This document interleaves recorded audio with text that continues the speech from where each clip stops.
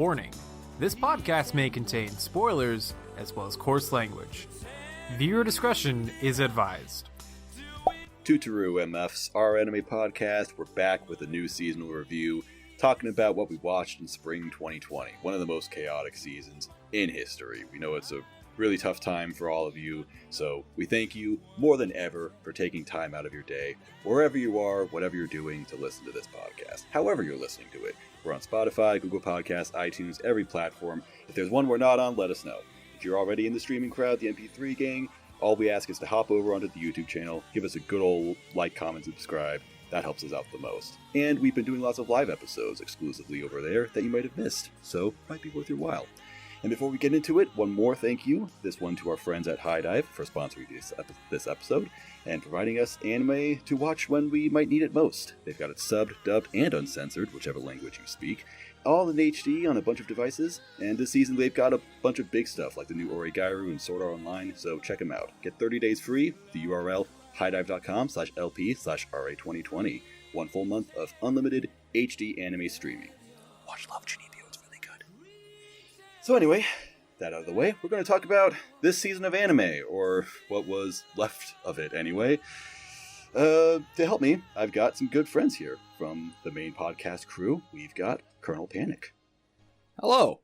Yo, nice Senko avatar. Looking Thank good. Thank you. Someone had to take the fall when she died in the Best Girl contest. I know that I didn't really make the reverse bet. It was like, if Emilia lost to Senko, then Sinris would have to be Senko, but then there was no real repercussion for it if the reverse happened. You can just admit you like Senko. I mean, it's kind of on brand for you. Like, does she count as a monster girl? I have never not said I like. There you go. I've never said I don't. Also, we got our two guests returning from the Spring Impressions podcast. The first one being Dr. Wilson. Hello, that's me.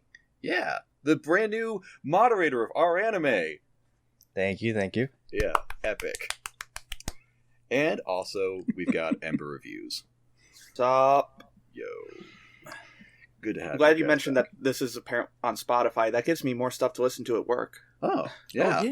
I've been listening to podcasts a ton at work now, so. I'll have to ask you for some, because I'm out of podcasts to listen to, because the PC's Same. dead. Yeah. So yeah. Anyway, yeah, a lot of stuff got totally murdered this season, so there's not a ton we have to talk about, but I think that the stuff that was still around was, there's still plenty that was at least good, worth our time, and one of them was, believe it or not, an isekai, although people are kind of changing the term of isekai into more of like they're using tensei nowadays as reincarnation, but anyway, whatever it's called, whatever you want to call it, this is Hamefura, or My Next Life as a Villainess. What do you guys think about it? Oh, it was so good. It was good. It was really good. Yeah. Yeah, go ahead, Ember. You're probably the most positive about it. Yeah, I think this was the first one I finished from this season, and it was just, there was not an episode where I did not have a big dumb grin on my face. It is just so fun and happy. Even when it gets serious towards the end, it's still got this nice bounce to it. Yeah. It definitely handled the kind of dramatic plot twist at the end a lot better than Cautious Hero did. It didn't become a completely different show by the end. Yeah. It was also, I really like, because with, it's obviously about otome games, so it's really trope heavy and really like trying to explore the tropes, and I think it did that really well too, and how it either subverted or supported certain tropes.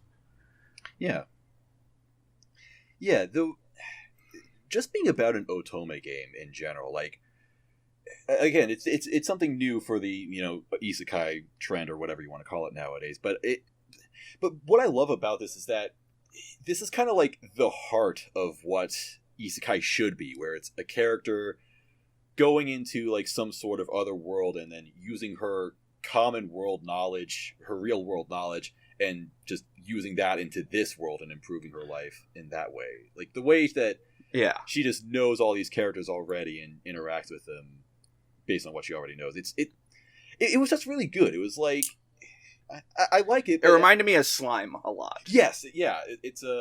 Slime is a really good comparison. I mean, the thing about it though is that she almost doesn't use her real world knowledge. Yeah, I was about to say she doesn't really do that. Yeah, I mean, she's just a good person. Yeah, like she's just like shockingly, undeniably good and wholesome.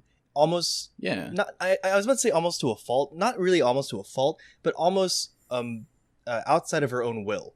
Like she just is automatically a good person and brings that to whatever she comes to, which is the whole point, right? It's really funny because she's supposed to be a villainess and everyone thinks she's going to be a villainess. Well, it's like she always has it in the back of her mind, like, oh, if I if I don't do this, then this is going to happen. I'm going to get the bad ending. But I'm supposed to be exiled. I'm supposed to die. Yeah, but it does. It's not really a fault, but it does play into this very. It's a really good play on the clueless main character of. She's rom-com. a real dummy. Yeah, she is. Bacarina. It's so good. Yeah. Normally, I don't like characters like that, but they do it so well with her. I actually want to do just a video on it. It's like the power of stupidity. Yeah. At the end where everyone comes together and was like, yeah, we want to stay with you, Katarina. And she's like, oh my gosh, it's the friendship ending. I'm like, I had a big dumb grin on my face. And I'm like, you fucking stupid bitch. You are so stupid. You dumb bitch. I love you. Yeah. Yeah, I think Katarina is an incredible main character, honestly. She's really, really good. Yeah. A lot of great voice acting in that, too. Yeah. Oh, yeah. Yeah. When they introduced Maria, I'm like, oh, is that Saori Hayami? Yes, it is. Yes, it is. A lot of really good sound design, too. Right, Mas? I'm not had sure one scene where they sit down a tray you put on Twitter. Well, there was this one out of context thing, but yeah. I guess one fault. I might have liked this show a little better if it just looked better overall. Yeah. It does look kind of generic. Yeah. I'll say Yeah, go ahead. I liked the art design and the character designs. Yeah. The animation was really lacking. Yeah, this looks like they finished it by the skin of their teeth. Like, if I had to guess what happened, because Japan declared a state of emergency right as the season began. So if I had to guess, I just assumed that they finished the show right finished it as in they had something they could put on the air for all 12 weeks, and then they had to get the fuck out. So basically, they couldn't really. Yeah. They didn't have the time to polish it. Basically, that, and also Silver Link doesn't make the best looking shows in general. Yeah, no. They've done better than this, but they have a vibe to them. You can tell when it's a Silver Link show. Yeah. And I know they're doing that another light novel this season. I've heard it looks a lot better. Oh, what is it? The Misfit of Demon King Academy. I heard someone mention that. Oh, okay. I haven't seen it though. I haven't seen it either. Is that the one with the super OP main character? I assume so. Yeah, so he lifts a castle. That's the image I saw. That sounds awesome, actually. That's a bit OP. Oh, yeah. I would say that's a bit OP. Owning a castle? Yeah. He's lifting it? Let's see. Sorry, now I'm looking to see who's directing it, because it is. It's going to be Shin Onuma again. The same guy is this one? No, that was one of the... He did The Ones Within, or whatever. Nakano Hito Genome. But that was... Yeah, he's sort of like the weird guy at Silverlink. He founded it. He was a Akiyuki Shimbo apprentice when he was at Shaft, so... Oh, that's the Shaft guy. Yeah, that's why... For as... art-wise, as good as Hamefura looks, it doesn't look as extreme as other Silverlink shows. Yeah. But hopefully Season 2 might fix that, because we're getting a Season 2. Oh, yeah, Season 2 I'm so happy. Which, it's I would be fine if we didn't get one. Like, this is good enough as a standalone, but this was good enough, and I think that, well, I'm not sure how they would expand upon it, but I have enough good faith in it right now that I'm willing to check it out and believe that it will do something. Maybe she will play a game in this world and die and be sucked into another new world. Oh, wow. But then I would miss out on all the other characters. Yeah, I don't want her to be separated from her friends again. Yes. No, but they will also just be reincarnated. Like her real life friend became the white-haired girl. Oh yeah, that was kind of weird. I'm not sure how I feel about that. It's like they're the same person, but she didn't die, and she kind of exists in both worlds. Yeah. I don't really get it. Yeah. Did she? It's not like she die? came back to real life, and then she decides to leave it all behind. Just fuck it. I'm gonna yeet myself back to the game world. Yeah. Yeah, I liked it a decent amount. Not as like you guys sound very pleased by it. I was like, I had fun with it. Yeah, I don't super need it was season fun. 2. I don't know if I'm gonna watch season 2, but it was fun. Yeah. No, I'm about your same level, Panic. It was just like a generally good time, but I do think that the second half, when they're like all adults, is a little bit not as good, and I really don't know what they would fill a season 2 with. Yeah. Like, I would watch it, I would start it at least, but Yeah. a little hesitant. I'm very curious as to where it would go. They had the whole thing with the Dark Magician, and this was the last time we ever saw Maria. So, like, what happens to Maria? Did she come back by the end? Yeah, she came back. Yeah, she comes back. That was a lie. It wasn't the last time they saw Maria. They lied Oh, I to guess me. they did see that. I guess they did say that. Well, it was the last time for that narrator at that time. Maybe the last time. because it's like then she That comes was- back to real life and then back again. So it's like a new isekai, re-isekai. I don't know. Maybe that was just some. Maybe it was like ambiguous language in the original Japanese, Maybe she's and they just just had to pick dramatic something to person translate it as. At heart, you know.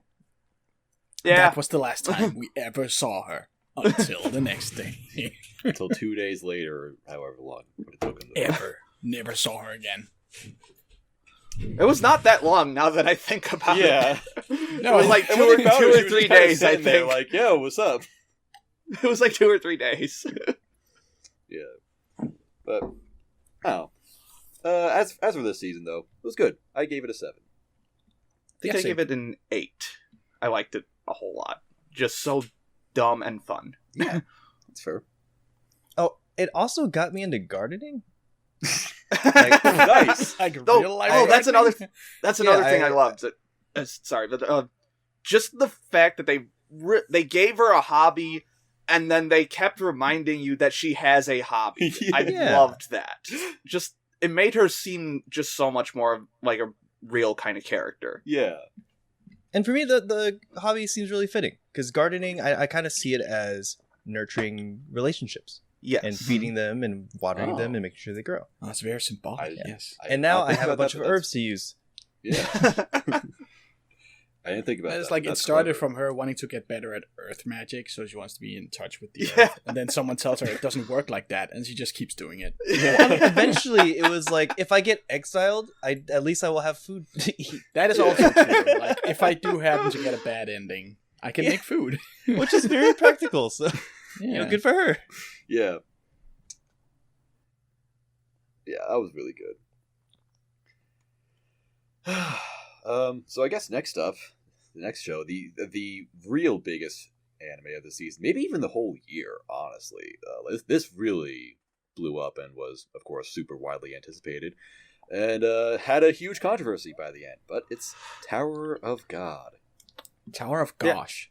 Tower of I hadn't Gosh. kept up with the conversation, so when I finished it and I looked at all the scores on Mel, I was like, wow, this was a lot more divisive than I thought it would be. Yeah. It had a controversy at the end? What do you mean? Like the Yeah. Rachel thing? Yeah. Yup. Was that a Apparently. controversy? Well, I don't know controversial as in like people were mad at the show itself, but I mean They were mad at the character. Yeah. Well, I was this is- expecting her to do something bad at some point, because everybody at the start of the season was like, "Oh, and fuck Rachel," and I was like, "Okay, sure, okay, she's got to do something, I guess." The And then she did episode- something, and it's like, "Oh, she did Yeah. the thing." The episode that As followed expected. that was pretty great, though, just when they really lean into the, you are not a good person. There's something refreshing about how unabashedly awful she is. Is she that awful? I didn't finish it, by the way. I got like... Oh. Oh. Yeah, the 6 last episodes episode, it really just leans into I am a selfish piece of shit. Yeah. Oh, nice. Which I really like. Yes. I mean, you mentioned it before, but just having like an asshole for a character who knows they're an asshole and isn't... I mean, they're a little ashamed about it, but still. They're self-aware about it. Yeah. Mm-hmm. Yeah, but aside from that, I would say I really enjoyed this one. The middle section had me kind of lost because I just didn't understand the stakes of that whole test thing. No, like the crown game, you mean? No, the really long one with Yeah. like the I different didn't positions watch and past stuff. crown game. Yeah, there's like a 3 or 4 episode arc about just this one test that they're prepping for, and I don't know if it's just the way it was adapted or if it's like this in the manga or manhwa, I should say, but it's kind of unclear as to who is guaranteed to pass the test and who needs to do something to pass the test. It's kind of weird. It's kind of a clusterfuck. Like, it's not only Yeah. a bunch of new information that they're throwing at you with all the different rules and the different roles that everyone has to play, but of course, then it's like, yeah, like you said, like there's lots of deception within the staff of the tower, I guess, or the event, and the people themselves, or it is kind of weird. Yeah, I definitely liked the show. Like I said in the beginning of the season, I kind of watched this like a game show. Like, it was just straightforward, fun, and the more it was just straight action, the more I enjoyed it. The less and then go ahead. It reminded me a lot of the Hunter exams from Hunter x Hunter. I don't know. That's just the vibe that I kind of got from it, with how scattershot everything is, and how there's just this giant tier list of things that they have to do. I was confused by the rules of the crown game and stuff like because it seems like it's a very cutthroat kind of competition. Like, you have the first battle royale, you literally kill half the contestants, and then there's like a big magic wave. Oh, everyone who can't pass goes out, and then they do this game where, this is a bonus game, you don't have to participate. If you win, you're automatically passed super far ahead. If you lose, then you're out, but you're not out. A lot of people lose and they're not out. The crown game was like a bonus game. Yeah, it's not like it's not like. But shouldn't there be a consequence for losing? No, it's just no. He said at the beginning, I think, that there's no consequence for losing it. It's just whoever wins it gets the thing, and then nobody won. Mm-hmm. Oh, right. Which was hilarious. Yeah, because the biggest simp of the season just couldn't sit down. Yeah. Fucking idiot. I also don't hate Bomb as much as other people. I think he's okay. He's just a wet blanket. He's not smart, and he's not super likable. Standing around, looking. I understand how he thinks. I don't necessarily find it very interesting sometimes, but I understand it. Mm-hmm. I don't know, man. I don't know if he thinks. Well, he thinks about Rachel. Strike me as a Yeah, he thinks that's it. Rachel. That's how he thinks. Rachel and stars. I just I don't know. It's just not very compelling for me. He's not a very engaging MC. I was But I don't think many of the characters are engaging. Really. No, literally the only person who's interesting at all is Kun. Kun. Yeah, I like and Kun a lot. And I got a vibe of him just trying too hard. Like, he's so mysterious, it's too much. That's also kind of the like. I mean, he would wear a fedora. I don't and an eye patch for no reason. I get the impression, especially from how the characters interact, that there is like 10 times as much world building and backstory that the author already knew about at the time that he wasn't showing in the story. Yeah. I actually took a note that says that this show is Dark Souls-y world building, the anime. It's showing buildings or people and concepts without ever explaining them. Just keep them in the back of your mind. Just know that they're there. The princess and then 500 chapters later, you could piece it all together. Yeah. The princess thing alone is like an entire show's worth of stuff to think about. That's like you have the four kings of Anor Londo in the Abyss in Dark Souls. And it's like, okay, who are they? Is it ever explained? Maybe in a weapon description somewhere. Who the fuck knows? That's these princesses. People just talk about the princesses, and the princesses are chosen, and they're giving these weirdly named weapons that you can give away, but maybe they won't work for you because the spirit inside them don't like you. I don't understand. It's so obtuse. That reminds me, the spirit in the Black Sword, they definitely should have used her a lot more, I think. Because I was like, that was one of the coolest things about the first episode. The sword with the mommy GF inside it? Yeah, the sword with the mommy GF, yes. I'm like, what a weapon. She shows up like one more time in that first season. I'm like, okay. That feels wasted. The Black March and the Green April. Yep. Yeah. But there's 13, so what's the 13th one? Oh, that's probably... Like, there's the 13th Zodiac in the Masterpiece Conception. Yeah. But it's not the Zodiac, it's the months of the year. No, and then there's the secret 13th. It's like a... Just because 13 is a foreboding number. What did y'all think of the, like, art direction and stuff, just the general animation? Because it looks very different It looks different. It looks very sketchy. Yes. But in, like... In a way, I kind of dig it. I can dig it. Yeah.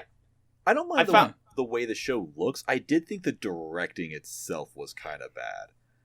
Like, scenes would... Like, there would be lots of scene transitions that would be really quick, and lots of scenes that would just go by. Like not only would the transitions themselves just be really instantaneous, like the soundtrack would cut out too quickly, but also, like, you'd get, like, 10 seconds of one thing. Or you'd get, like there'd be several different things going on, okay? You get 20 seconds of one thing, and then it cuts out to, like, 10 seconds of another thing, and then it goes back to the original thing, and it's like, did you really need to chop it up like this? Maybe that's why I was so confused in the middle section, because it just wouldn't dwell on anything for so long. I was confused very often throughout this show.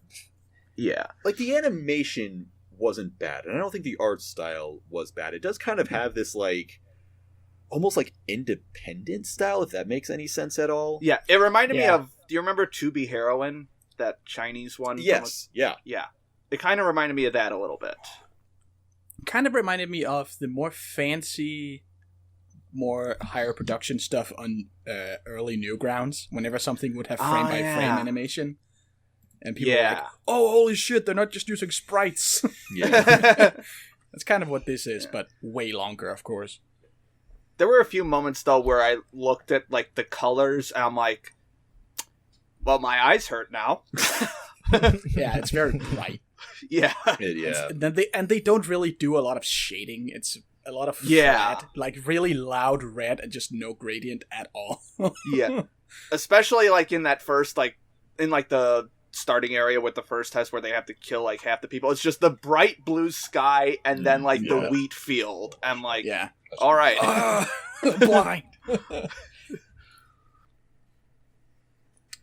Yeah. Yeah. I did want to mention the characters.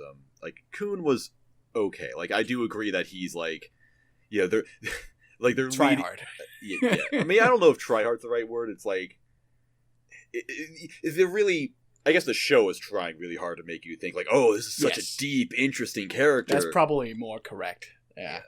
Look at his tragic backstory of his Look at him. family. He's so powerful, he doesn't even care that the other people are fighting. I'm kind of still hung up on the fact there's like, wait, did he fuck his half-sister? What was... Wait, what? Yeah, I wasn't sure about the whole thing. I just kind of... No one told me this was a good show. Did this happen? Did because they mentioned it once. It's like, oh, they were rumored to be lovers. I'm like, huh? Huh? Sequel to what's that? And I like how they fed that back Tsugiri. into like how he views Bomb and Rachel, though. Yeah. He's like he kind of sees himself in Bomb a little bit, like his old naivete. I like that. No one is mentioning Rack at all. Did he die? Rack? No, he's still there, and he's great. He just becomes very small. Yeah, he's just big, goofy. Yes, he does. Good. I love Rack. Small Rock was pretty interesting. Small Rock. Can't say I liked him that much, though. He does not change at all in this first He season. shouldn't. Yes. I didn't like him very much in the beginning, but he does grow. You do you. I don't know, I'm indifferent overall. His spear is like 15 He is dumb feet and long. loud, It's awesome. and I like it. Yeah. The one character I kind of liked was Anak. Anak, yes. Oh yeah, I saw a liked lot Anak. of pictures of Anak. She's cute. Yeah, Yes. she's a cute lizard girl. Dragon Yeah. Daughteroo. Her stuff during the crown test was pretty interesting. Yeah. Yeah. But yeah, that's it. Yeah. I don't know Also, if there's- Kevin Penkin soundtrack. Yes, yeah. It's really it was nice to hear this because of like of course Kevin Pumpkin. Kevin Pumpkin. Of course, he's famous for Made in Abyss, and that's like a really great symphonic and Shield soundtrack. Hero, But don't forget. It sounded a lot like his work on Made in Abyss. Like the way he layers strings constantly over like a 30-second span of time. yeah, I love the like kind of industrial electronics that he threw in as well. Yes. That was cool. But at the It's same time, that- that's compared to a bunch of like freeform jazz, which is really good as well. I think. Yeah. It's definitely a lot louder than the average anime soundtrack. Yeah, but I like it. Yes. There were only a couple spots where I thought it was too much, but that's more of like a music director and director problem than it is with his score. So, yeah. But yeah, that was good. Yeah, but yeah, Tower of God's pretty cool. I think like it's not an amazing series. I gave this a 6 personally. Which I think I originally gave it an 8, but I think I might bump it down to a 7. I think just thinking about it more about how so much was kind of confusing about it, but I still enjoyed it all the way through. I'm kind of torn as well. It's like I could give it a 7 because I enjoyed it, but at the same time, it's not like a show I'm going to think about a whole lot. And also, the ending was just so good with Rachel's stuff. Yeah.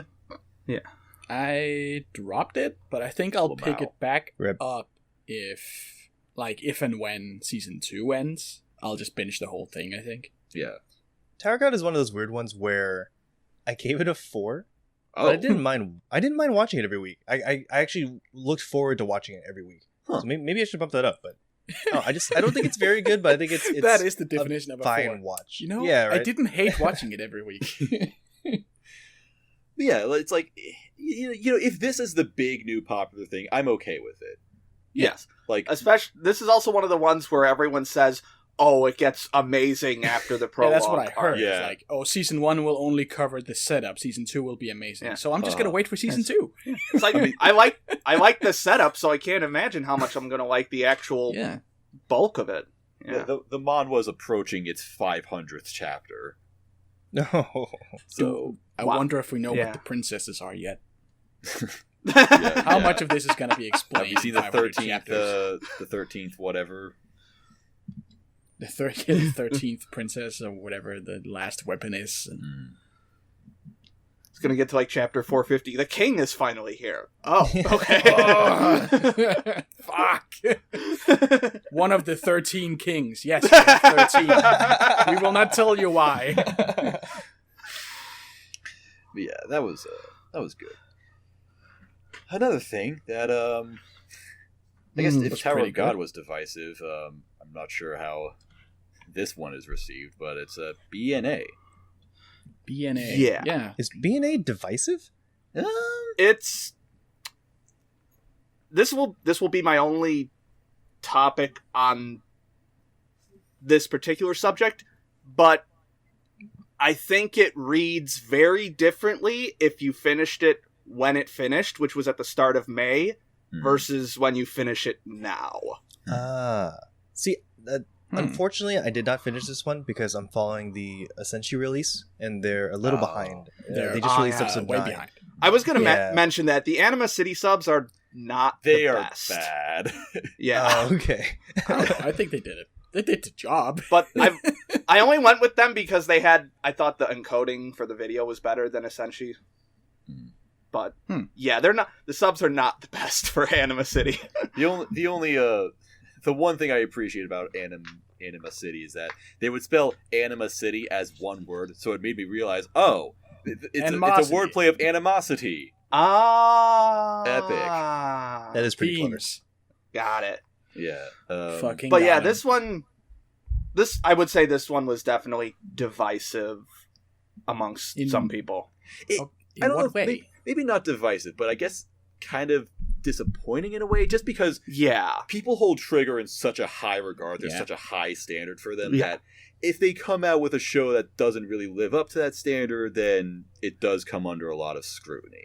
Yeah, especially and this is like a Yo-Yo Shinari one too. So he did Little Witch Academia. So, and that's my favorite Trigger show, is LWA. So I had a whole lot of expectations going into this.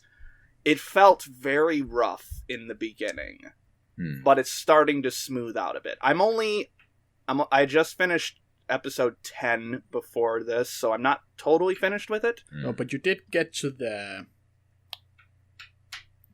concentration camp stuff. Yes, I just posted that on Twitter. I'm like, we're doing this now? We're doing this now? It's like, okay, we're doing this now? Yeah. Okay, sure. Yes. Damn. But they had the baseball episode. That was great. The baseball episode That's was when I thought they were amazing. finally going to play basketball, but psych. What? Yeah. Nope. I got to the baseball episode. I'm like, this feels entirely different from everything else that happened before. Yeah. Okay. The baseball episode was so good that it almost makes me mad. I'm like, Trigger, just make a baseball anime. Just make a fucking baseball show. For fuck's sake. Yeah. Like, I'm just going to come out and say, that was by far the best episode of the whole show. Just make a sports anime. Like the tennis episode in Kill and La it's Kill not is like great it, like, also. It's not like it completely abandoned the main theme of the show either just to do a baseball episode. It still had all that. Like, the stuff with the coach I found really interesting. Yeah. Mm-hmm. Yeah. Yeah, that apparently entire species are being eradicated with the sport. Like, the dodos just got made extinct. They mention it. Killed them. They mention it in, like, the news broadcast, and Michu just goes, huh? Wait, what? I wonder what species this sport will annihilate next. And it's like, this is just so normal that okay. That's the trademark Trigger absurdity, where just the craziest shit is happening, and that's just how the world works. Subspecies of animal people are just dying to baseball. No, the baseball episode was fucking great. But yeah, this is definitely it's still good. It's fine. But it's definitely my least favorite Trigger show. Yeah. I'm just going to run with this thought, but I think people are used to Trigger just being completely on the nose with the point, which I do love. Mm-hmm. This one, it feels like they're trying to be less obvious in certain areas, or at least maybe take a different approach. It's not just racism is bad. It's not just beating you over the head with that. It takes a more, I don't know what the word for it is, but it's not as straightforward good bad guy kind of thing as we're used to. That's an interesting way it's of more morally ambiguous is what you're saying. Yes. Huh. Yeah, I didn't think that way. I don't know, like, to me it was almost like it is an interesting way of looking at it, because you're right, where Trigger stories have this just like this level of detail put into them, but like I don't know how exactly to explain this, but like I don't know, like this story just feels a lot more loose than other Trigger series. It's like the real conflict / point didn't really happen until like episode 9 or 10. Yeah, very late. It focuses a lot on what beastmen do to themselves and not just what humans are doing to beastmen. There's honestly not a whole lot of humans involved. Yeah. At least not till the end. Because, like, I'm starting to get to the point where, like, the plot is happening. Yeah. Okay. Yeah. But I'm enjoying it. It's very messy, and especially in the early episodes, it could have used a lot of tightening up. How do you like the furry idol? The furry idol. She's pretty goated. Pretty good. Yeah. She's a cute. Michiru's also a cute. Oh, and the ED. The ED is amazing. Yes, the ED is pretty good. Like, I've been listening Night to this. running, it is so nice. Like, funny enough, I didn't really listen to it much when I was watching the show until like yesterday when I finally caught up to it. But the first time I listened to it in full was when I was on Spotify and I found the OP, and I love the OP. So the ED was like right below the OP, so it just came on right afterwards, and I finally, like, I never really listened to it before then, and I'm like, damn, this track is so smooth. Like, it's great. It's like, the more I listen to it, the more I love it. I am kind of on the fence about how they put it in the show. Oh yeah, they sing it in the show, and there's like an acoustic version, and it's nice. It's a good song. Yeah. It's just, like, I'm not opposed to them putting it in the show. It's just the way they implemented it felt like kind of out of nowhere. I'm like, oh, okay, we're doing this now. Yeah, they're just like, oh, you know that song, and then they start singing that song. So it's like an in-universe hit, I guess. Right. It's got more of like a chill vibe than you would expect from a typical insert song. Yes, I think. And in addition to just how it sounds, the lyrics are actually pretty meaningful. Yes, it's almost like it's sung from Michiru's perspective. Anyone listening, you should really check it out. I haven't read into it, but yeah. But also just because it sounds great, because I don't know. Yeah, it's a great track. Yeah, it's definitely... there's that one moment where she transitions to the higher note where it goes upside down, and that gets me every time. I don't know why. Yeah, it's definitely my favorite. It's definitely my favorite ED of the year. That's not from Dorohedoro, because Dorohedoro is in my top 5 EDs this year. Yeah. Did they do the thing where it like had a bunch of different EDs? Yeah, like every 2 episodes they change EDs, and all of them are 10 out of 10. Okay. Yeah, like I kind of wanted to say more, but Ember hasn't finished it, so I won't ruin it for him. I'm not. Yeah. I'm not opposed to spoilers. Well, it's fine. I guess I'll just say that usually spoilers. Okay, let's get into it. Basically, I guess my biggest everyone dies. It's kind of like we were saying with trigger shows, and they have like certain things about them. Like, I feel like there's usually this finality with the conclusion of it. Like even Kiesniver, which like it skipped over some of its characters, it didn't go over everything, but it still had this ending where it's like, yeah, we've really accomplished something. We're done with this story. BNA just kind of doesn't do that. No, it could have a season 2 easily. I've heard a lot of people say that I've heard a lot of people say that it should have been 24 episodes. It feels like a 24 episode show, but also like I guess they could do a second season, but they also have such a huge, like they have a typical Trigger big climactic action finish. Okay, but I'm not sure how they would do a second season when they've already kind of made the scope of it so big. Speaking of that, though, I will say the animation is fucking great. Yeah, it's Trigger. It's bouncy and aside from maybe Kaguya, I would say BNA has the best animation of the season. Yeah, probably. Yeah. Oh, how about Princess Connect though? I didn't watch that one. So.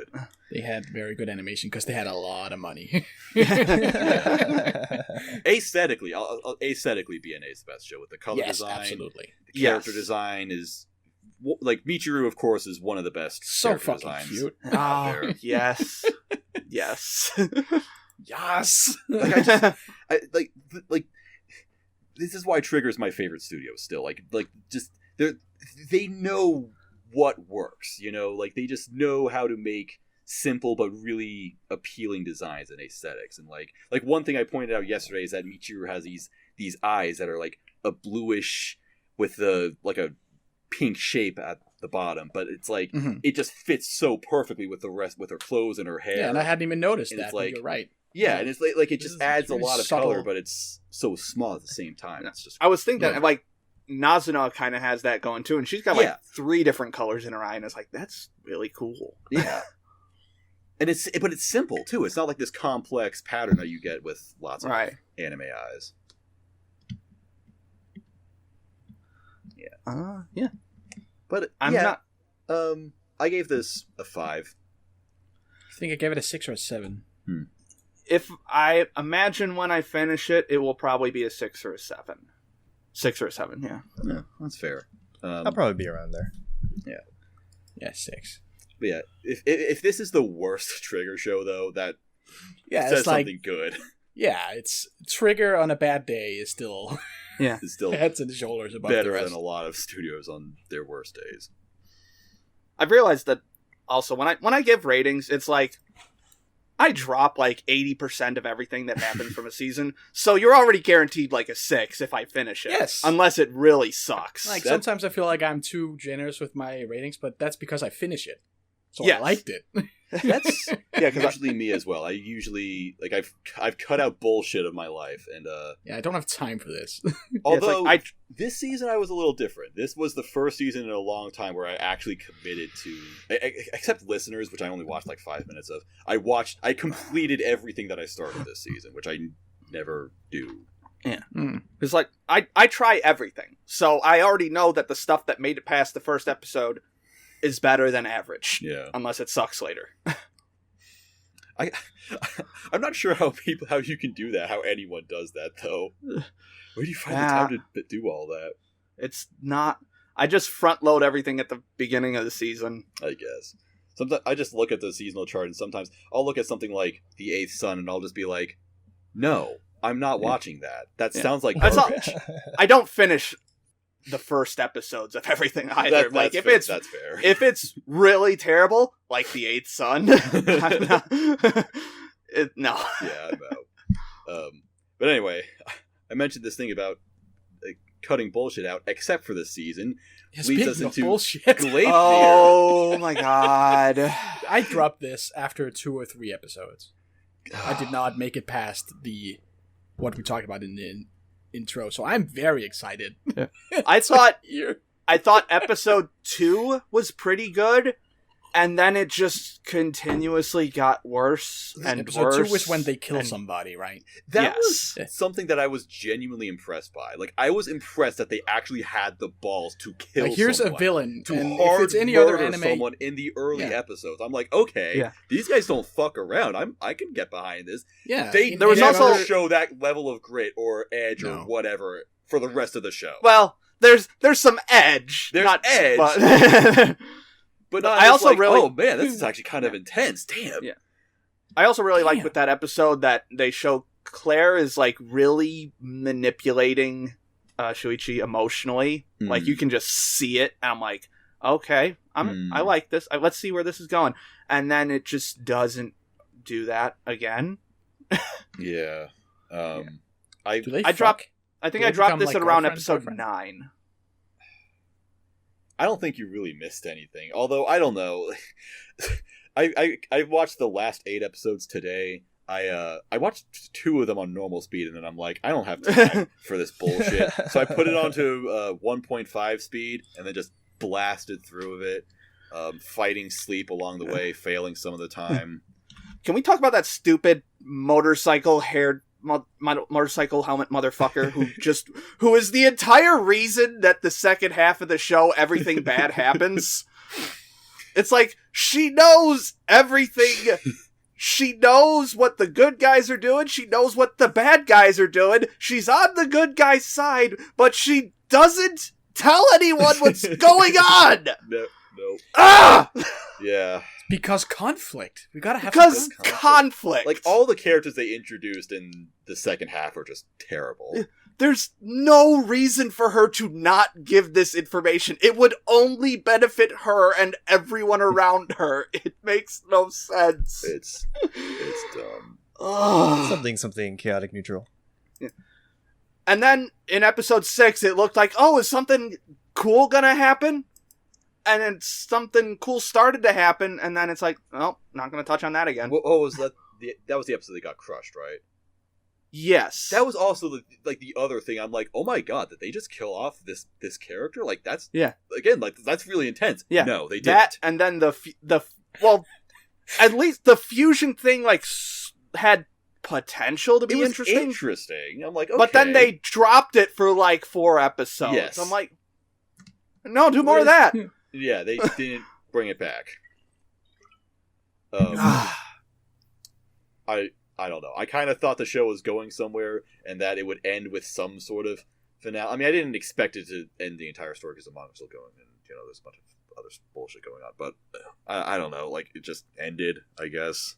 Is there ever a title drop? Do they ever say Gleipnir? No.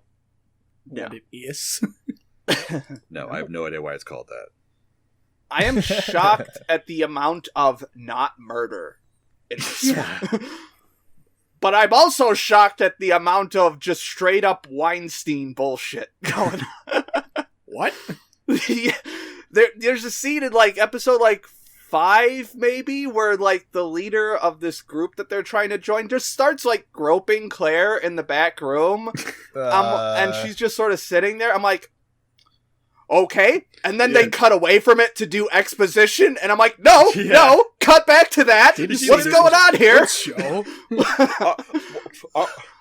Unironically, one of my favorite parts of the show is that she just takes off her top and then she's just like, just sits there. She's like, why'd you take off your clothes? She's like, don't worry about it. It's like, that's the show. That's the whole show. Why is everyone naked in this show? Why don't worry about it. Don't fucking ask. Fuck you. Yeah, because fuck you. That's why. There's like, why are you naked inside of me? Why I don't know. like shows that are actually based on, just being perverted and having a bunch of fan service and all, they don't get to the level of gratuitousness that Gleipnir gets into. Yeah. And I was hoping they would kind of lay into like a sexuality theme and like how sex manipulates people. Yeah. But it tries, but then it just falls back on like relationship bullshit almost. It's almost like just like an innuendo, basically. Yeah. That's all it is. And like literally at one point is like Claire basically says, "Hey, do you want to fuck me?" And he's like, "What? Just kidding." And the worst part is that everyone is super fucking ugly in this show. I hate them all. They're terrible. I don't know why people are like popping off like, oh, Claire, don't put your dick in crazy. Whoa, she's so hot though. The faces in this anime fucking piss me off. Why do they look like that? They're bad. Every time I see them, I'm like, oh, that looked kind of cute, and then I stare at it for a couple more seconds. I'm like, no, never mind. Yeah. Sometimes from some angles they can look kind of alright, but I just I don't know what it is. Like, there's just something about the way their faces are constructed, like the big wide mouths or something. The weird, like, the fact that their nose just kind of disappears halfway. I don't know. It's just something really bothers me about it. I mean, the girls are like naked half the time anyway, so it's like, I can see how people are into that. I get it. I get it. The cat-eared lolly was naked and sticky. I get it. Yeah. She's she was like the one character I'm like, okay, this could be kind of cute. Like you were saying, like, oh yeah. If she wasn't such a fucking... Maybe that's why she was so stupid, because then we just look past her and be like, oh, cat ears, yeah. They had to balance out this character actually looks good. Let's make her the worst fucking character in the show. Uh-huh. Yeah. It's bad and it sucks. Why was this so popular? Why was this the third most popular show of the season? Really? Are you shitting me? On Mal, yeah. I mean, you were just talking about how everyone's naked all the time, so... Yeah, but come on, people! If you have no standards whatsoever, then I get it. Holy shit, he's right. Oh my god. There are better shows to watch if you want that. To be fair, there is a massive gap between that and Tower of God. if that's what people want, like violence and titties, that you watch High School of the Dead. Yes. I rewatched that this season. It is amazing. Yeah. Still. Yeah, this I regret having some sort of no drop mentality this season all of a sudden. This is why I drop shows. But yeah. The episode 2 action scene was good. Good, Mhm. yeah. And then that was it. Sometimes the animation's alright. Yes. It reminded me, because I mentioned this in the preview podcast, it's directed by Kazuhiro Yoneda, who did Yona of the Dawn, and that action scene reminded me a lot of the action from that show. I'm like, oh, cool, are we going to see more of that? No. Yeah. No. No. Yeah, I gave this a 2, by the way. It would probably be in like the 3-2 range if I had finished it for me. Yeah. So that's out of the way. Now let's get something nice and relaxing, something heartwarming, something actually good. Kakushigoto. Very good show.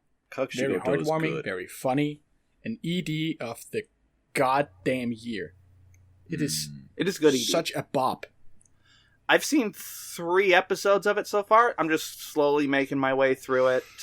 Yeah, it's just nice. It's just a nice, chill show. It's like I like watching it when I had dinner. It's just like you can just sit down and relax. Same here. Listen to good voice actors, be funny. Yes, the and voice then a acting good is song so plays, and then you're done. good. The voice acting is really good in this. Yeah. And then for the entire middle of the show, they would have these little post-episode vignettes, time skip things, and it's just like, oh man, this show's gonna kill me in the last episode. I just know it. Something sad is gonna happen. That's what I'm looking forward to the most, to finishing it. Just seeing the piecing together of the emotional. Then I won't say what happens. Yeah, I won't say what happens either. It is interesting though. I don't think it's like I think they kind of lead you on to like assume something, and then they kind of don't do that. They kind of subvert it a bit, but still make it. And did someone really say subverting expectations? Wow, what is this? Amazing. The Game of Thrones of anime? Yes, this is the Game of Thrones anime. Just as good as something, Game of Thrones. something Confirmed. Last Jedi, something. Yes, this is Kakushigoto, directed by that guy's Ryan name. Johnson. Ryan Johnson. Except good. Wow. He's a good director. He's fine. But He anyway, made Knives Out. That's really good. Yes. Kakushigoto.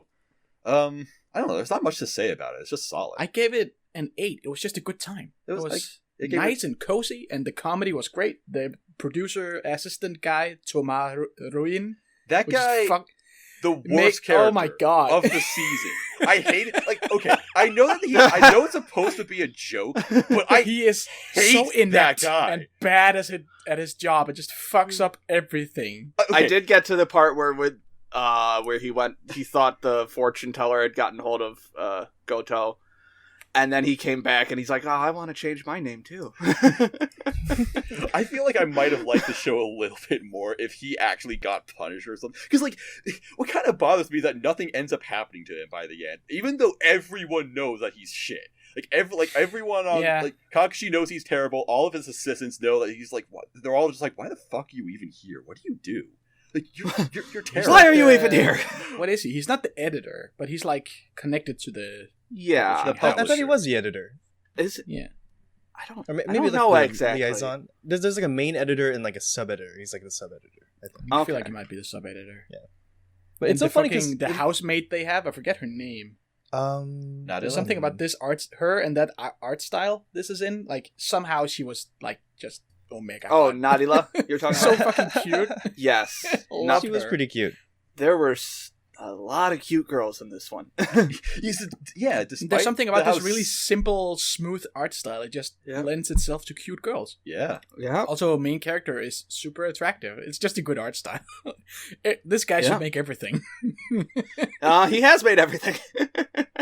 He made this. This from the same guy who did Sayonara Zetsubo Sensei and Joshiraku. Make more. Make everything. Just take over My Hero Academia. I don't care. Change the art style completely to this. One thing I kind of want to know is, I wonder how literal this anime is and how it like how much of it is actually translated from this author's own experience being a mangaka. Because sometimes it's like so weirdly specific on that it must some be things. real. Yes, Like it just seems like okay. One thing that happens is that they're talking about how Kakushi doesn't have any like no one who's worked for him has ever gone on to be a published mangaka, and so they're like, oh, but you had that one guy who worked for you for like one day.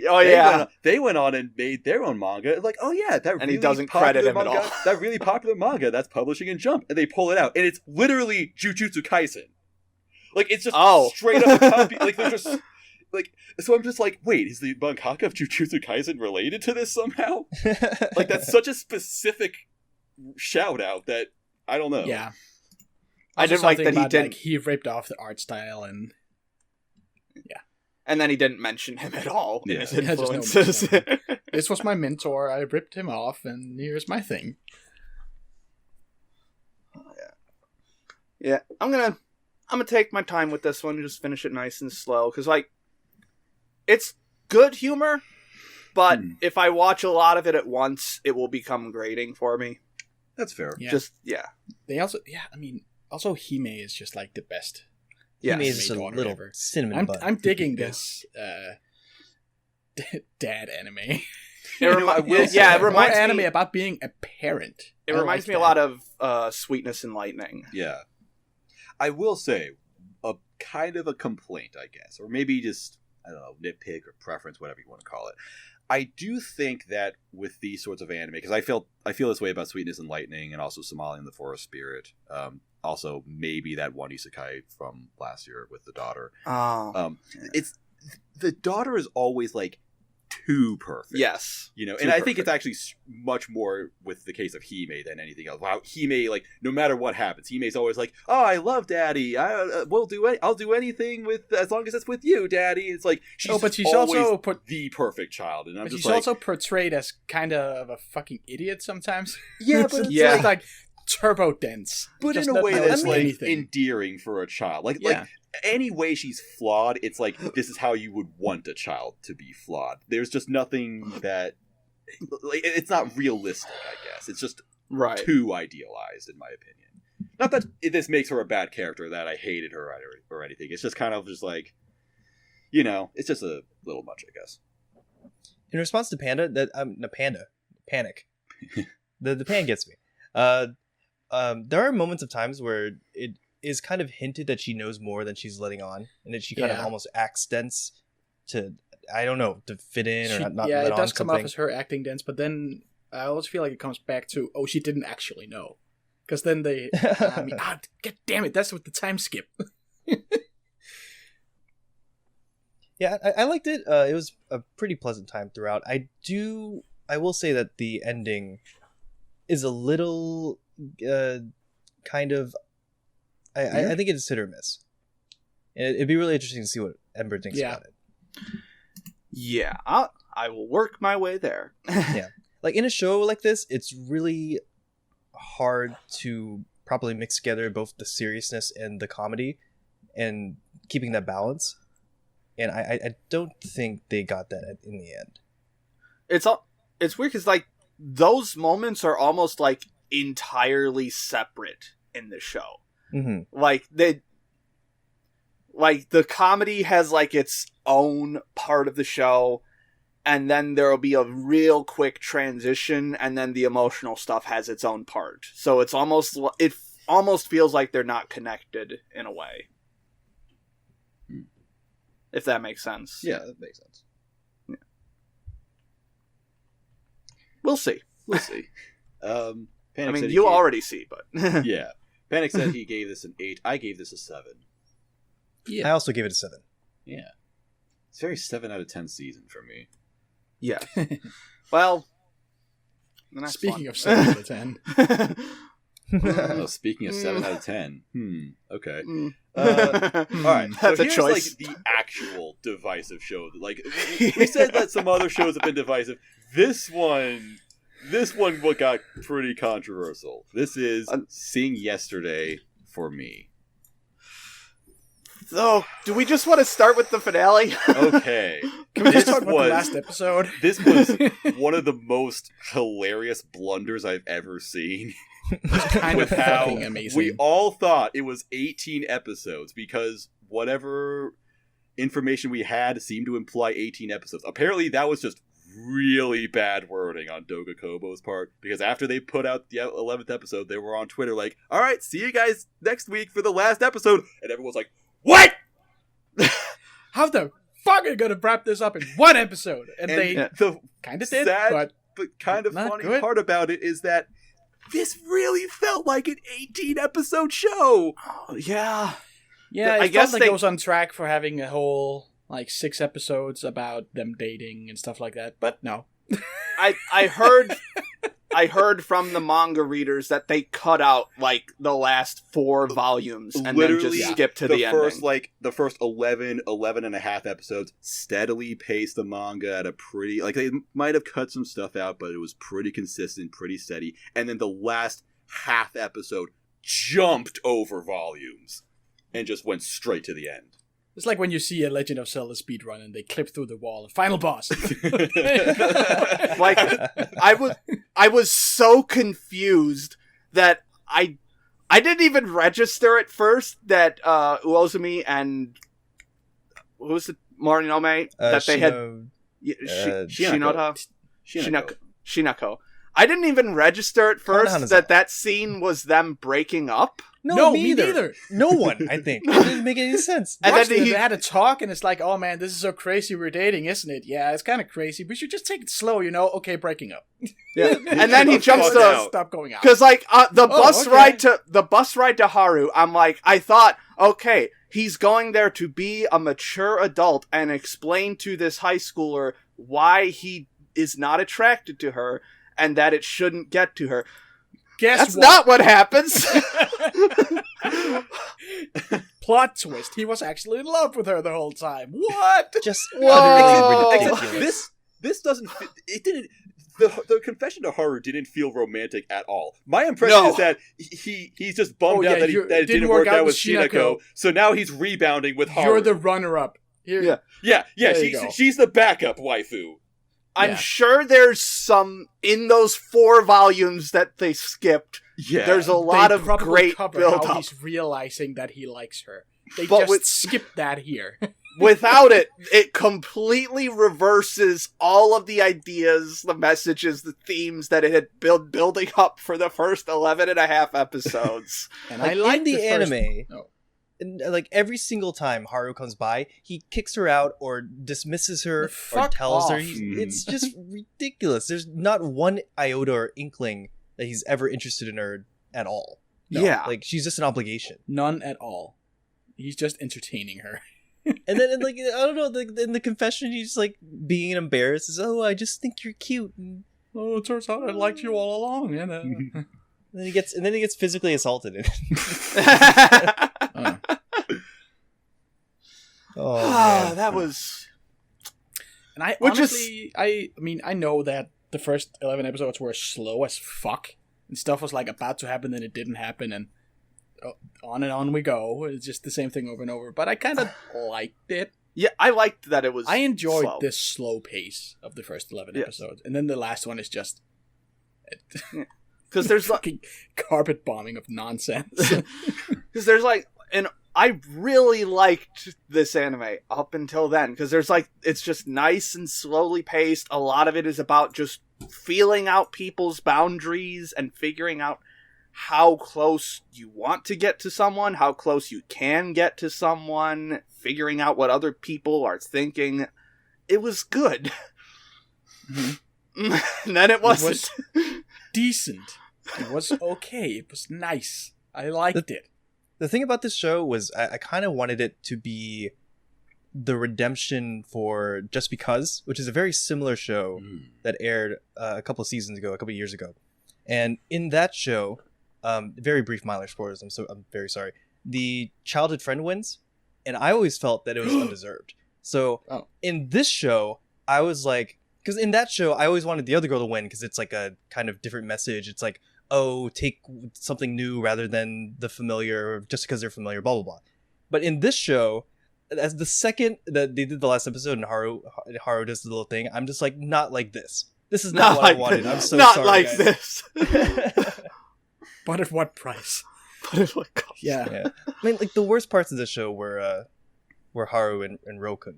Like, anytime Rokun showed up, I was just like, you creepy dude. You like, guys, right on. We haven't even mentioned the fact that Ro and Shinako get fucking engaged at the end. Fucking... No, that is not... Okay, I understand that maybe the point of Shinako's whole arc is that, some people, they're just not going to get over their traumas and all that. They can't deal with them in the right ways. But, like, what the fuck kind of ending is this supposed to be? I completely missed this. What, they got engaged? Wait, what do you mean? Yes. I don't know. Huh? She's wearing a fucking ring at the end. What? I missed that too. Ro is like the worst piece of shit bratty kid for like 10 episodes, which is like fine. An entitled brat. It's fine because for the most of the show, they treat him like an entitled brat. Yeah. And they're like, hey, stop acting like this. And then at the end, he gets rewarded for being an entitled brat. That she marries him. It's the entire point. Like, the message ends up being just like, okay, settle for second best. Who cares? Settle for second best. It's fine to be a little shit, be a stupid high schooler who doesn't know anything. Relationship. Toxic as fuck. Yeah. Date your dead lover's younger brother because... Yeah, that's just do that. Because reasons. That's probably not weird. Just do that. Why don't you? Just do it. Just do it. And the other guy's like, oh, just date a high schooler. Oh no! Were they high schoolers by the end? It says Haru's 18. I think like Haru's 3 months 18. pass. I think it's like Shinako and MC guy date for 3 months and then they break up. I think. Yeah. Mel says Haru's 18, and maybe by the time they start dating, she's 19. I don't know. Oh, okay. That's fine then. Fuck it. You know who should have won? That redheaded childhood friend. She was alright. She showed up for one episode, was one of the best characters, and it just freaking left. Yeah. Just vanished. Wait, who? The one who was in the band, she just sort of squats in his house. Yeah. Oh, wasn't she blonde? Was she blonde? No, I thought she was No, redhead. she was red. Like the one who smokes, the ex-girlfriend? She wears like a purple sweatshirt or whatever, I think. Yeah, I thought she was blonde. No. Okay. Well, whatever. He just sees what he wants to see. She's a good character. Anyway. Alright, she was pretty cool. Yeah, she was just... She had a nice little arc. Didn't last her name too is Chika. long. Yeah. Queen of Disaster, Yusuhara. Queen of Disaster, Chika. She showed up, did her thing, and left. And it was good. Yeah. More of her, please. Yeah. I hated this anime. Actually, I mean, and this is definitely, like, if anyone has been listening to this podcast for a while, this is not my kind of show at all. And once again, I would normally drop this, like, and I really wanted to at some point. Like after I got past episode 4, I'm just like, I felt trapped. I'm like, God, I don't like it anymore. But I can't drop it. It'd be too much progress. It was actually funny when I found out that it only had 12 episodes. I'm like, oh my god, 6 episodes less that I have to watch. Yes, I win. Like, this also normally isn't my type of show. Like, just before it aired, I read the first volume of Enamon, which also has that like almost like artsy hippie-esque like pixie dream girl kind of thing going, and I just didn't like it. But something about the first episode really hooked me, especially because it's a fucking gorgeous looking show. It's so pretty. It does look very pleasant. And the direction's so good. Yes. Yeah. So I was on board, and and then the weird part is, like, most of the stories like this end with the story saying, no, the manic pixie dream girl is not the correct choice here. You're just, like, deluding yourself. And then this one is like, nah, we're just gonna do that. Yeah, she is the right choice. But yeah, normally I just don't like the slow romantic drama, and I don't know, I kind of checked out of it by like episode 4. All I could say is that I thought it was really boring. I was, yeah. Even like Haru was okay because she had much more of a spark to her personality, but I thought Rikuo was such a deadbeat character that it made me like her less, because I'm like, why are you so into him? He's boring. Go do something else. Thinking back, into him. Why? Thinking back, I don't understand. Because usually the trope is that they like drop an eraser, right, and they pick it up. Except the trope here is that he drops his own ticket or something, right, and she's the one to pick it up and give it to him, and then somehow that just sparked this interest. Yeah, they show that flashback like a couple times. Yeah, I think it was just I think their excuse was just like, oh, she just started hanging out with him, and then she liked him. Even though he, again, shows no interest in her whatsoever. Repeatedly tells her to, fuck off. Yeah, please fuck off. Please fuck off, I don't know you. Meanwhile, you got that one hippie guy at the convenience store who was all over her. Yeah. But... he was dope.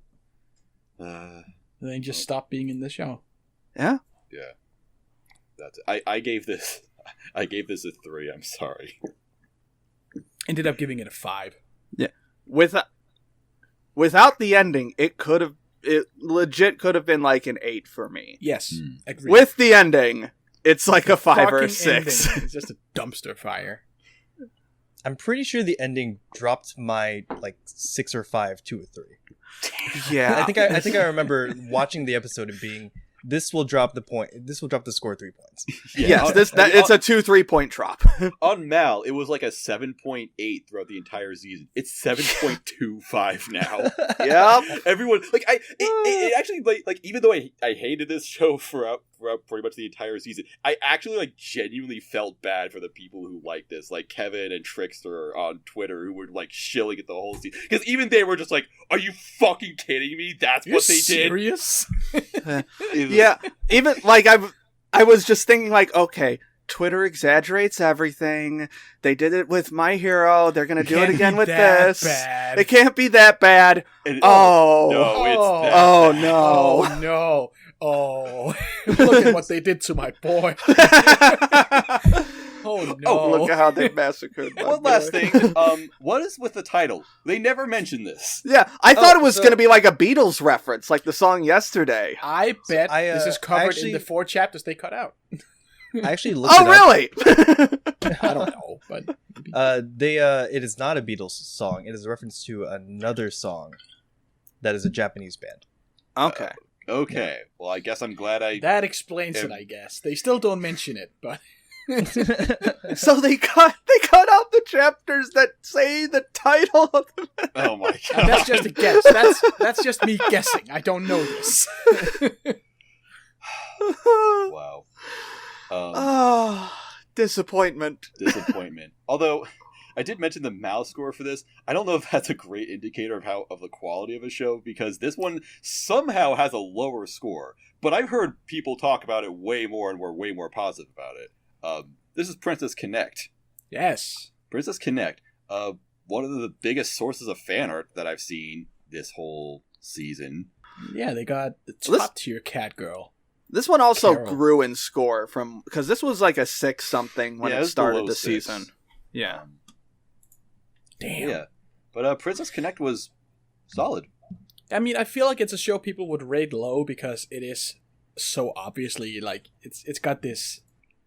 It's based on a gacha game, and it's got a huge budget, and it's the Psy Games people. So I feel like people would watch it and be like, "Yeah, but it's not art."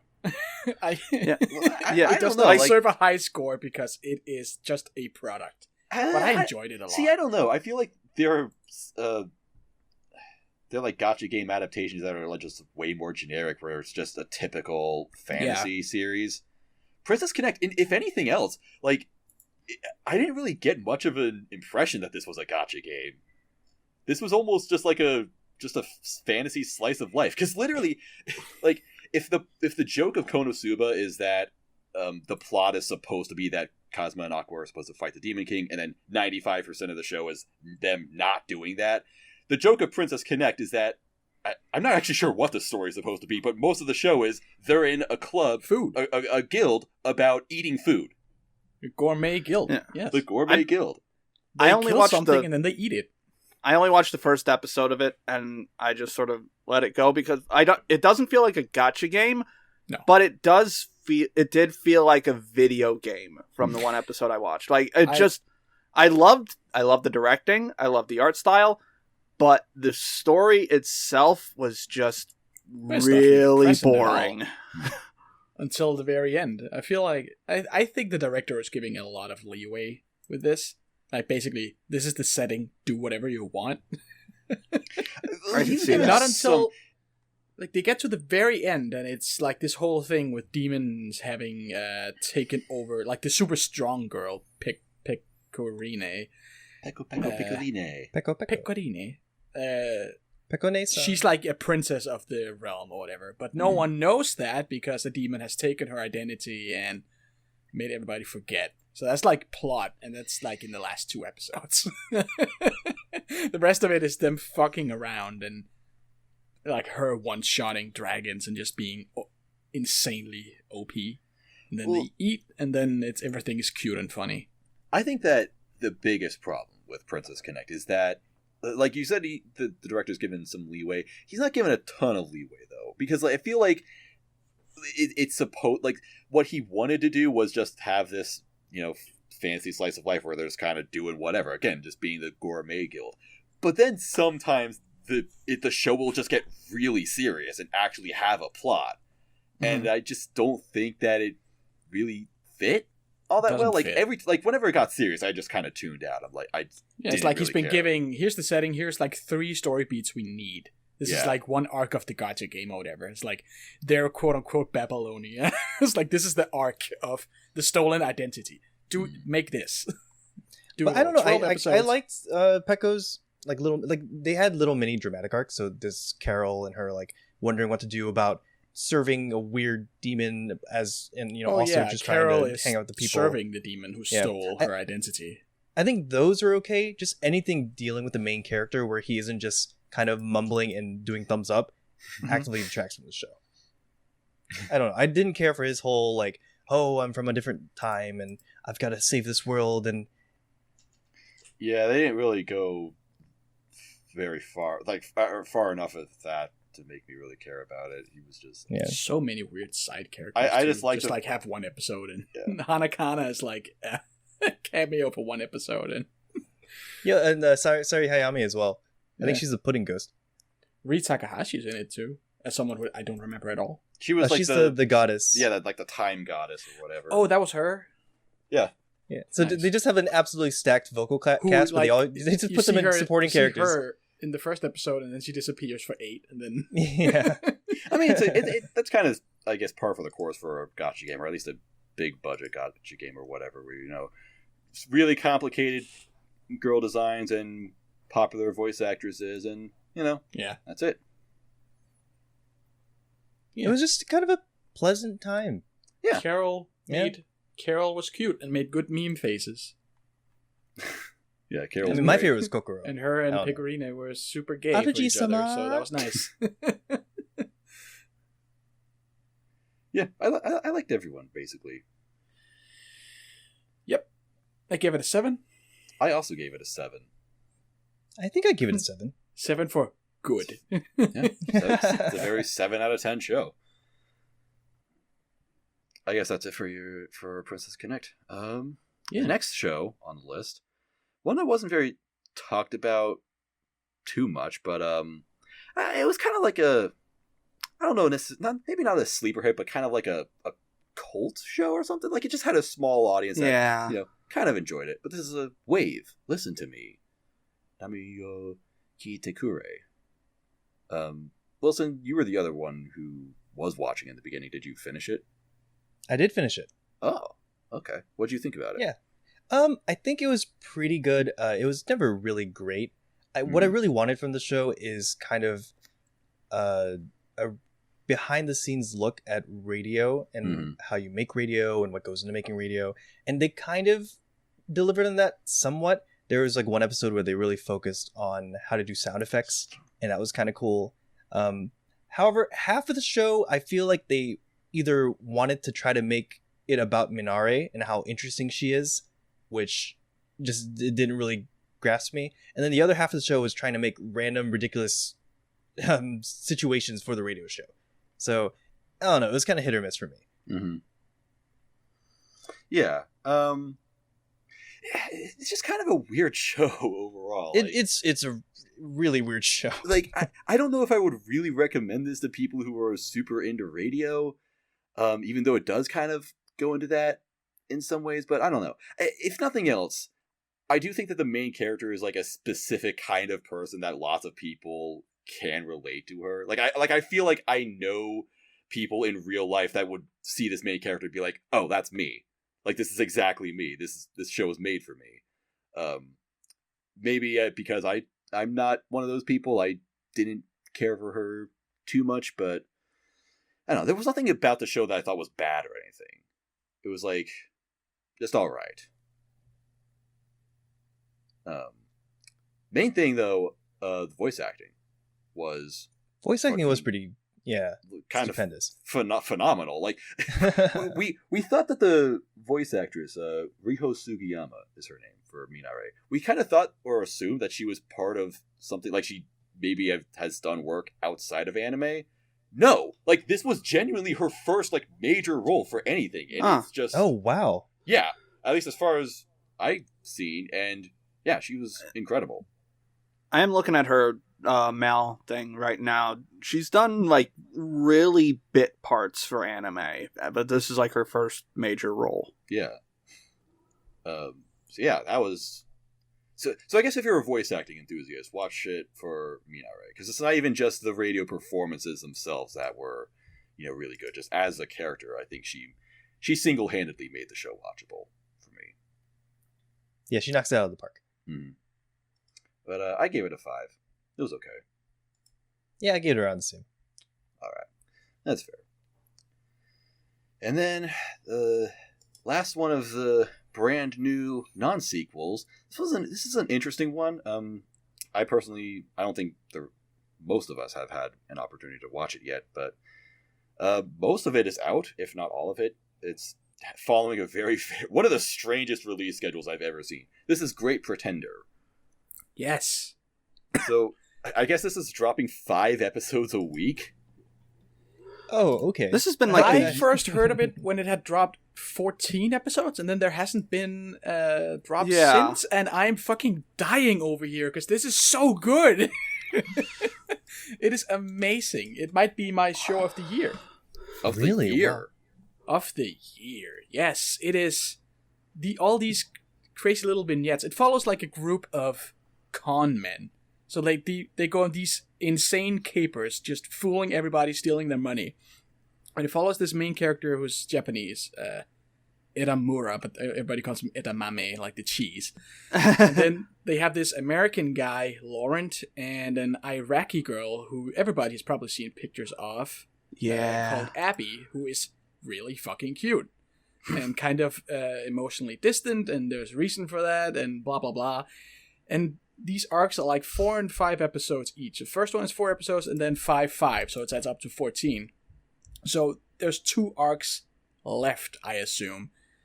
And it's so amazingly directed and written, and these characters are so good, and I have no words to describe it. I love it so much. That's one of the reasons why I'm excited to see it. It's directed by Hiro Kaburagi, who I only know because when I was doing my shoujo video, he came up a lot. He directed My Little Monster and Kimi ni Todoke.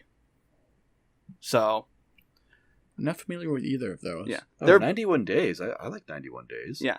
In terms of like studio is this? I think it's This is Wit Studio. It's Wit, I think. Oh, yeah, it's Wit, that's right. This is what they're doing instead of Attack of Titan. Attack of Titan. Attack of Titans. Attack of Titans. Attack of the Titans. Well, yeah. No, this is a huge recommend. Fucking get it. It is. The characters are very engaging. They all have like good interaction with each other. There's a lot of time skipping and jumping back and forth. Like, it's not all rapid fire one after another. It's like after the first caper, Edamura is like, oh man, they really got me good. I'm gonna hang it up for a bit. And then he becomes like an airplane mechanic, and then he gets fooled into another caper. Because it was like their plan all along that he was supposed to become an airplane mechanic so he can help them with the next one. It's really, really good. That's really interesting because I was on the fence about picking it up or not, just because I'm always like that about shows. I don't like wasting my time. And I usually don't like shows like these. Like I literally fell asleep in 91 Days multiple times. It just happened. I don't know. That's fine. So I was trying to see if I should pick this up, but everyone I talk to always praises it and always says this might be my show of the year. There's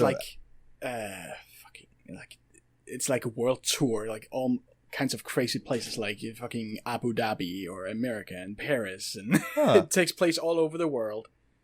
It's very international. No, I'll definitely check it out. And the fucking ED is Great Pretender by Queen, and the title, the credit drop is so, it's like chills every time. It's so awesome the way it just barges in, interrupts the episode, and you're like, oh fuck, I can't skip it. It's too good. Yeah, that's really cool. Big 9 out of 10, maybe 10 out of 10. I fucking love it. Damn. Well, that's good because the summer season is very lacking in shows that I'm probably going to continue. So nice to get this recommendation. I'll check it out. So that's it for the new stuff. We got some sequels to talk about. First one is the second season of Tsugumomo. How was that? It was a season. It was a season. It was a season. It will never be as good as the manga, which we have talked about before. The manga art is so fucking good.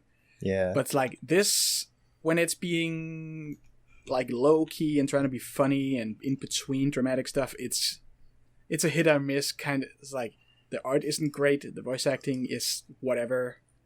It's like it's okay, but then the fights happen, and then it's the best shit ever. The fights are so good. Dude, the Kukuri fights are versus so awesome. Oh my god. This whole it is worth it seeing those animated.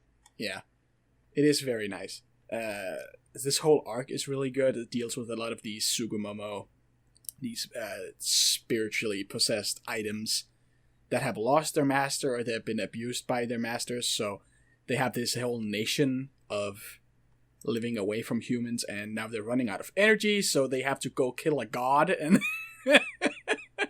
so it's like, oh fuck, how do we avoid that the main character god is killed and they have to fend them off? And it's like the writing is, I don't know, it felt better, more solid in the manga. I don't know, it's something about hearing it acted out. It gets a little cringe, but yeah. As always, I would recommend people pick up the manga instead. Me too. And this is a season that almost brings like the true antagonist of the entire series basically to light. And they did set up for a season 3, but I don't know if it's gonna get it. I'm surprised it got a season 2. Because the next it's the whole fighting tournament thing, right? Yeah, the next part is one of the best parts of the manga. Tournament arc. It is so epic. Fucking love it. It's one of the best tournament arcs I've ever seen. I mean. Holy shit, I just realized, I just looked up the manga. It started in 2007. It's old. Damn. I didn't know that. It gets like a chapter a month every 2 months, but they're like decently long chapters. And there's 129 of them, so... Yeah. Maybe it'll get 10 seasons. Yeah. You got a bunch of seasons. Please, give it to a... Yeah. Let's see how the figures 10 seasons of please read the manga, it's better. Of please read the fucking manga. Or give it to another studio. Give it to Yeah, hey man, if they just randomly I don't know, like gave it a UFO table, I'd be perfectly fine. That'll work. That would be so good. Okay. Oh. next on the list is of course one of the greatest sequels of all time. One of the most beloved anime, a classic anime. It's only like 2 months old, but it's already a classic. Book. It's Book. Did anyone else watch Book? I mean, I thought I liked season 1, and then fucking Jack and Core had to go ruin it for me. Yeah. I was just thinking of that. Yeah, subscribe to Jack and Core. Subscribe to Jagged Core. Watch their 4-episode run-through of the first season of this and realize how stupid this show is. Now I hate it. Now I can't like both.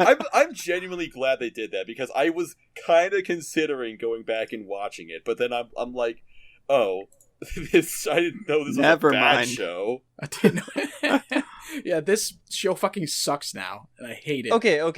I'm gonna be the defender here, because I picked it up after everyone, and I like it just fine. It's not amazing, but I don't think it deserves to be like just shat on like everyone has for the past couple of weeks. It's just a good time. Mine is cute. It's got economics in it. Yeah, I feel like a lot of the reason I felt like it was really stupid in the summary they did is because they watched the dub, and it is horrible. It is terrible. It's a lot better not dubbed. Yeah. And lines don't sound as stupid when you read them as when someone reads them. It doesn't sound as stupid if I don't hear it. Yeah, exactly. If it's not spoken out loud, I can kind of pass it off. Great news. Getting a season 3. Yeah. Woo. Oh boy. Literally just confirmed today, season 3.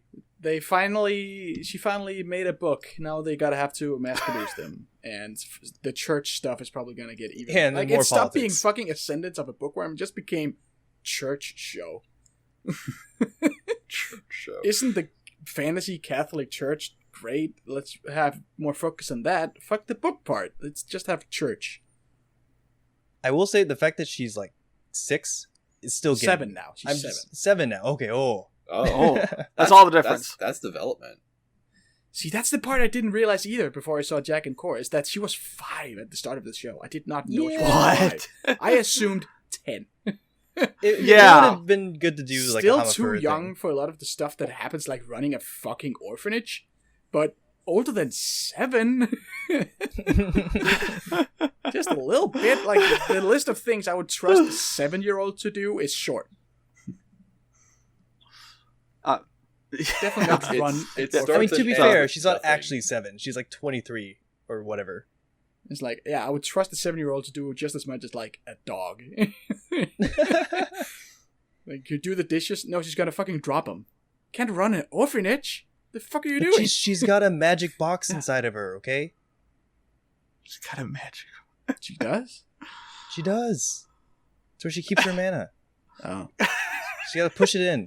That's true. Yeah, she's got so much fucking mana. It's crazy. She gotta let it out every once in a while. And it's like, hey, can you fill this earth full of mana again? And then she's like, oh, hell yeah. Just fucking dunks on everybody. I mean, I will watch season 3 when it drops. Because I do enjoy it, but it is stupid.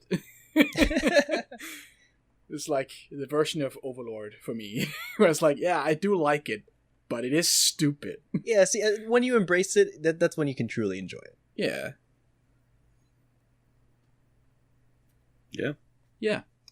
Epic. What did I end up giving season 2? Fuck, where is it? What's it called in Japanese? Something? Honzuki. No, Honzuki. Gekkoji or something. You gave it a 4. Okay, yeah. I felt like I gave it a 5, but... Yep. And then, I'll make this quick. Jashin-chan Season 2. Okay, a confession, actually. This is the one show out of all the ones that I started that I didn't actually finish. I have 2 episodes left. Wow, I Not can't that I believe need it to dropped finish it. Jashin-chan. Not that I need Didn't to it finish drop like all at once? Yeah. Yeah, that was a surprise. Like, they didn't say they would do that. It just happened. But I'm okay with it. I do think it's so funny that you were like dunking on every show for being cancelled, and then it's like in the one show that does drop, all of it you don't finish. Yeah, Plus you love one it. show that, yeah, I love it. It's great. This season, I don't know if it's better. It might be a little less good than the first season, just because it's gotten like so absurd with its meta humor. Like, I don't know. It's such a weird series that's so insular and so self-referential and like, it's like just Archer. so meta. It's like just this weird experience where it's almost like an improv comedy that the characters are all doing, but it's right. properly animated. Kind of gives me like I haven't seen this, but the way it sounds, it kind of reminds me of the later seasons of Archer, where everything's just a callback. I guess they do reference like tons of stuff. Yeah. Yeah, I don't know. It's just good. I guess because it just has such a strong fan community. Like they reference the fact that they had like a public Kickstarter for the second season, technically. Oh yeah. All sorts of things, and yeah, it's just good. Mostly just happy to see my goth GF back. And I do enjoy the screenshots you've been posting. The art style does look nice. I'll probably watch it. It's someday. A really well made show. Like it looks clean, it looks the nice and animation's crisp. great. And I love the character designs. They're all solid. Someday I'll check it out. Probably. Yeah, it's good. If you just like cute girls with some really hardcore slapstick violence, then yeah, this is. If Jashin-chan wins the best girl contest, I will watch it. Oh, okay. I don't think any of the characters got nominated, unfortunately. Oh no. Show. Maybe they'll mention that in season 3. Please help us. We have best girl contest. Please vote for us. Yeah. Start a campaign. Yeah. He should do that. Speaking of campaigns, but the mangaka did say that he wanted a season 3 to happen. Like he'll try to make it happen. So he's just making himself learn Flash. Just do it. Yeah, do it. Yeah, it's great. Watch Jashin-chan Dropkick. And the final show this season, the last one, the biggest show, Kaguya Season 2. They fucking died. They fucking died. No season 3. I can't believe they all fucking died. And Chica killed them. Well, that's great because I've only seen the first 4 episodes, and now you spoiled it for me. Well, they all fucking die, so don't get attached. Why did you say that like a pirate? I don't know. Crazy sailors. I've only seen the first 4 episodes. I was going for like a angry internet voice, and it just became a pirate. What were they thinking? Okay, but goat. Kaguya is amazing. I'm fine with spoilers, but I've only seen the first 4 episodes. It's in like strong 9-10 territory for me right now. Yeah. This is a 10. Yeah. This is the first thing I've ever seen ever where multiple seasons are 10 out of 10. Huh. Konosuba didn't do that. Rakugo didn't do that. Kaguya has done it. Yeah. I think I gave the first season like a solid 8, I think. It was really good. Might have given it a 9. They are really bumping it up. It is so fucking good. It's definitely as good, if not better, than the first season. Yeah, I think I like this season better. Just because there's like background for a lot of stuff, and Kaguya and Shirogane have a bunch of nice moments. Nice Moments. The stargazing thing was amazing. Where he's just like completely unaware Chad. Yeah. Just fucking nailing it 100%. He loves stars so much he's not even aware of it. Then afterwards he's like, ah! Oh, what did I do? No! The whole thing, Kaguya breaks her phone. There's the political campaign. There's the Ishigami. The political campaign was like that thing, that whole thing, the election arc was like, it was setting up, and I'm just like, why are they going through so much trouble to do this? Like, it's obvious that that Kaguya and Miyuki are going to, return to their positions and all. But the way they actually did that debate, it was like, oh, this is why it's the GOAT. Mm-hmm. I just noticed that Miko, the little girl, is listed as a main character on Mal, but Ai Hayasaka is not. One of those is not like the other. Hey. It's like I said at the beginning of the season. I'm like, if this season's getting dropped a point if Ai Hayasaka isn't in it more. And what do you know? She was in it a lot more. She was in a lot more, yeah. I understand the hype for her better now. Yeah. After season 1, I was confused. I was like, now I'm actually on the Hayasaka hype train. Yeah. She had some of my favorite gags in this whole season. Yeah. She had some good moments in season 1, but I did not understand the Ai Hayasaka best girl stance. It's like, why? This one of my favorite maybe even my favorite moment was when Kaguya is ranting about, Miyuki again, and she just goes on this really fast rant, and it's really loud, and then the way they present the screen is zooming in and out constantly, and her voice is getting louder and quieter, and then you see Hayasaka pinching her finger in tune with it. I've never seen a gag like that before. It was she's just completely zoning out. Just oh fuck, she's ranting again. The visual humor in this show is some of the best I've ever seen from anything. It's so good. Or that when I forget what the context of this, but it was when Kaguya did something, and then Hayasaka's embracing her and is like, "Yeah, you did your best," and it's outside the school. So Chika just walks up "Hi, Kaguya," and then she, in 2 frames, Hayasaka just throws her on the ground and fucking bolts out of there.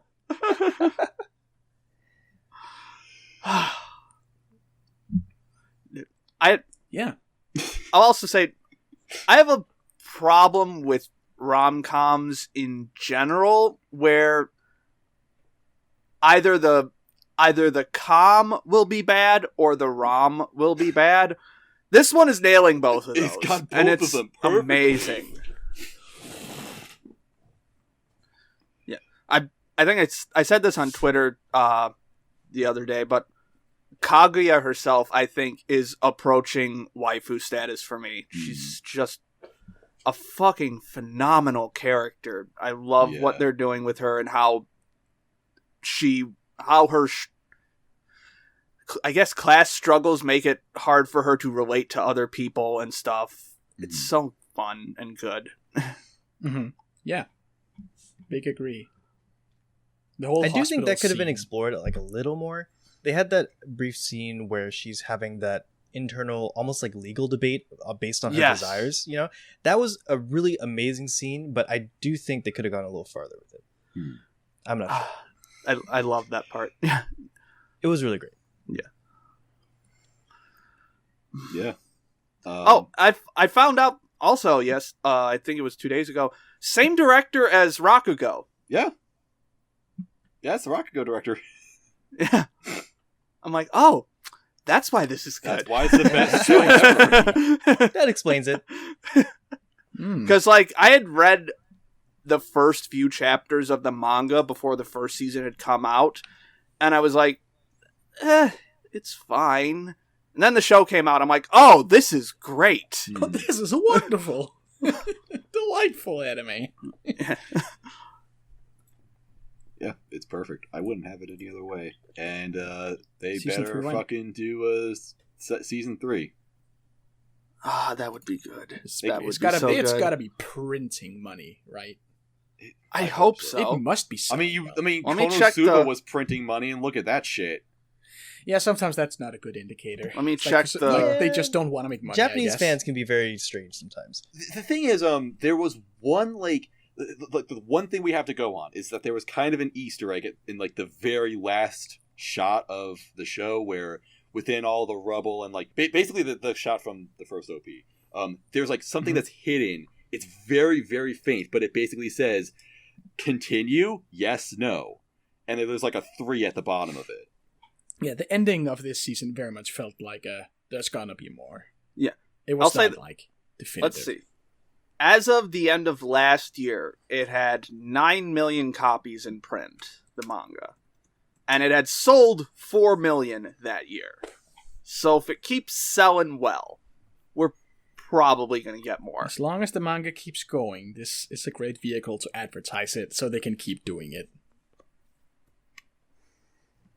Yeah. It's pointing at no right now, but watch the Blu-rays come out, and then it's going to point to yes. Yeah. Because genius mangaka Akasaka Aka. Akasaka Aka, yeah. Yeah, 10 out of 10, once again. Yep. Oh, something I forgot to mention. We were talking about yesterday. It's Doga Kobo, right? Yeah. I think the studio is Doga Kobo for yesterday. No, I think it's... Oh, yesterday. Okay, yeah. Yeah. I was about to say with that show that the biggest crime is that got to continue and not the fucking fishing show Wilson talked about last time. Right? Because I watched it and it's so nice. After school fishing club or whatever. It's like 3 episodes out and it's just delightful. It has started airing again, by the way. But they started from the beginning, so we won't get new episodes until, I think, either next week or the week after. Oh, interesting. Damn it. Okay. Yeah, that's what a lot of the delayed shows have been doing. They're just like, well, start over? Start it again. Yeah, fuck like, yeah, I know makes Digimon did that, so... I mean, I guess it makes sense. They have the rest of the show now, and people just... Yeah, you can't just start airing from episode 4. Yeah. Just trying to remember what happened the last, like, month. Yeah. Maybe that means all the summer shows will be, like, super high quality because they've had an extra 3 months to work on it. Yeah. Because, like, normally delays mean bad for anime, but this is an extenuating circumstance, so who knows what's going to happen. Yeah. Yep. Yeah. And, that's it. That's all we got for... That is it. This season. It was, you know, like, again, like, lots of stuff got delayed, but the stuff that did come out, most of it was pretty worthwhile. Yeah. Yeah, I would say. Oh, wait, did any of you watch some non-seasonal stuff? Like to fill the empty spot? Yeah. Yeah, if you want to get into that. I guess I'll talk about one. It was a while ago. I saw Gundam F91. All right. That's the movie one that everyone hates. Oh. Yeah. Did you hate it? I know nothing about this. I have It no was- idea. Of Gundam. Here's the thing. Or Mecha in The general. first 20 minutes, I was like, "This is amazing! Why does everybody hate this?" And then it just fell apart, and it just crams so much information into a single movie. It was probably I think it was supposed to be a series or something, and then they just crammed a whole bunch of shit in. Like, the first, 10-15 minutes are, like, brutal Gundam War is Hell stuff. Ooh. Nice. Yeah, and it's great. Rest, not so much. Oh, it's a shame. Yeah, and then I watched a little. I think I watched like half of Stardust Memory after that, which is pretty okay so far. I'm enjoying it. I like I said before, I picked up the first season, and I'm watching the second season of Bookworm, which is still not as bad as everyone says it is. It is stupid. And then I mean, this is not exactly what you intended, I think, when you asked your question, but I rewatched ReZero, but the director's cut, and the two of yes. Oh, yeah. The freaking director's cut that added that's 2 things. Yeah, it added like an eyeball and added after credit scene. How often do we get director's cuts? Because like ReZero and Ava are the only ones that I know of off the top of my head. Yeah. I don't know.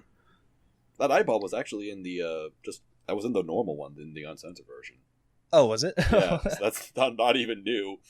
Yeah. The only thing I know about that they added is the thing at the very end, which they put into season 2 anyway. Yeah, I mean they had to, I think. I guess. Yeah. But I don't know. Like ReZero was one of the first anime I watched. It was actually the first seasonal I watched because that was the season I started watching anime seasonally. And it was really fun to go back and see if my like for the series was really through rose-tinted glasses or not. And it's got plenty of problems, but it's also pretty hype. It is pretty darn good, yes. Yeah, I kind of same here. That was it wasn't my first seasonal, but it was the first season that was posting on our anime. Let's put it that way. So that takes me back. Not only if the High School Fleet movie will come out. That was definitely an interesting. Oh my god, I forgot about the Hyphery movie. If I recall, that was a pretty interesting season because that had ReZero. It had the first season of is My favorite Hero season of anime. Yeah, it was a great season to start. It had Cabaneri of the Iron Fortress. A lot of big stuff. One of these days, I will make a video about the wonder that is Spring 2016 because you've got a lot of big shows. You've JoJo got Part 4. lot of infamous train wreck disasters in that season.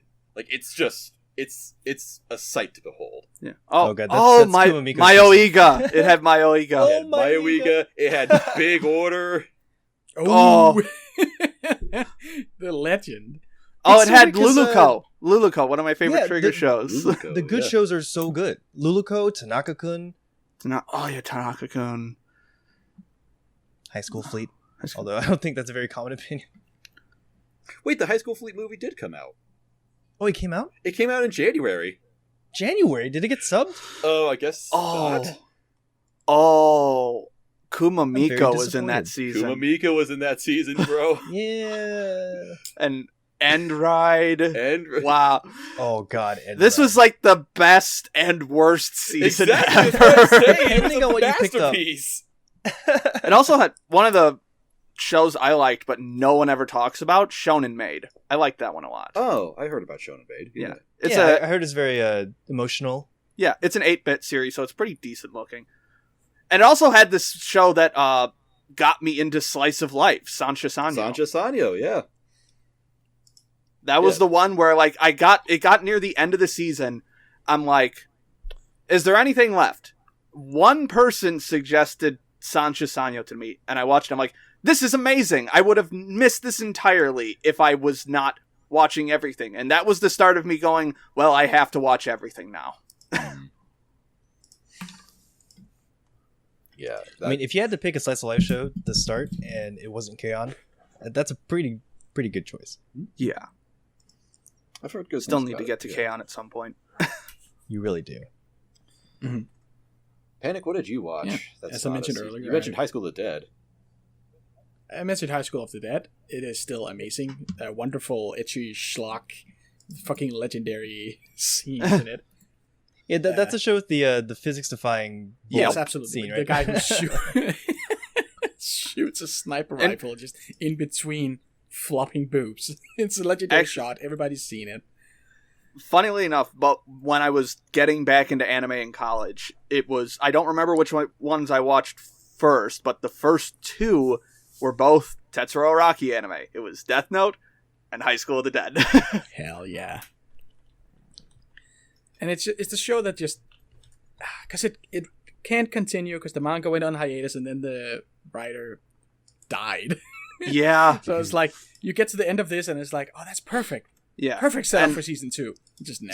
Someone asked his assistant if he wanted to continue, and he's like, no, this isn't my story. I can't. I respect that, honestly. Yeah. It's like, you can't really dunk on it for that. It's a fucking amazing show, though. It's so goddamn fun. It is. And ridiculous. It follows all the stupid zombie rules of setting up the rules and then just never following them until it's convenient. It's perfect. Yeah. Perfect zombie show. Have you ever heard the dub for it? I have not. It's one of the more infamous ones. It's a Stephen Foster. They make a Sarah Palin reference at one point. Wow, that's okay. When they find like the stockade of guns, it's like, who lives here? Yeah. Sarah fucking Palin? Sarah fucking Palin? That's a pretty lenient localization. That's wonderful. Next time I'll do the dub, I think. Yeah. It's the same director as the Ghost Stories dub. Yeah, Stephen Foster's done a lot of interesting work in the dubbing world. Nice. So. Well, it's like you have a show like this and it's just like, do you do it like faithfully or do you have fun with it? I say have fun with it. Have fun. Yeah, it is a ridiculous show.